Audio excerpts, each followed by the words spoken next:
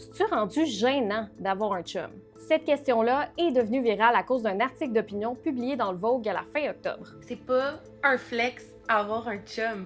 J'aime tellement ce narratif-là. Voici ce que l'article dit vraiment. L'autrice remarque que les femmes hétéros affichent de moins en moins leur chum sur les réseaux sociaux. Pour elle, c'est un signe que les normes sociales sont en train de changer. Avoir un partenaire, c'est moins un symbole de réussite qu'avant, alors qu'être célibataire, c'est plus valorisé. Cet article-là, je l'ai reçu comme un nouveau souffle. C'est comme, je me sentais toute légère, je me sentais surtout vue. Il y a beaucoup de nuances quand même. C'est pas nécessairement le fait d'avoir un chum qui est gênant, je pense que c'est le fait de le montrer puis de tirer sa valeur dans son statut relationnel. L'ancienne candidate d'Occupation Double voit ça comme une invitation à décentraliser les hommes. J'ai passé, moi, dans les derniers mois, souvent des soirées là, à attendre un texto. Mais tu sais, le texto est jamais venu, puis au final, j'étais toute seule chez moi un vendredi soir. On oublie de vivre pour nous, puis je pense que comme l'article de Vogue, c'est une ode à vivre pour nous. De son côté, la thérapeute de couple et autrice Kanika pense que oui, c'est limitant de voir le couple comme une obligation, mais ajoute qu'il ne faut pas oublier que l'amour,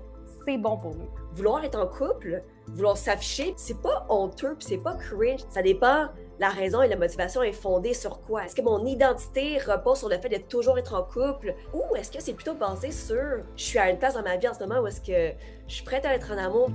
Ce qui entre aussi dans l'équation, c'est que les exigences des femmes envers les hommes ont évolué et que les femmes peuvent choisir d'être seules plutôt que d'être avec un homme qui ne répond pas à leurs besoins. Les dernières décennies, on s'est dit, hey, wow, maintenant les femmes peuvent subvenir à leurs besoins financiers, donc les hommes devraient être capables aussi d'être là financièrement, mais émotionnellement. On a besoin d'un homme qui va être émotionnellement disponible, un homme qui va être capable de prendre des responsabilités, d'écouter. Pour ce qui est de la perception des femmes célibataires, Naomi et Kanika s'entendent pour dire qu'on s'éloigne du stéréotype de la vieille fille, mais que c'est encore pas mal stigmatisé. Moi, je suis très publiquement célibataire, puis je trouve ça intéressant de voir comment est-ce que les gens me parlent, comme si mon célibat, c'était une espèce de raison qui faisait en sorte qu'ils pouvaient me prendre en pitié. Comme si je manquais de choix ou que c'était vraiment parce qu'il y a quelque chose qui tourne pas rond avec moi. C'est des valeurs qui sont tellement incarnées dans notre société que ça va prendre du temps avant de passer à autre chose. Mais juste de dire, hey, c'est correct d'être célibataire puis de pas chercher à se mettre en couple, juste de commencer par ça, je pense qu'on est déjà dans la bonne direction.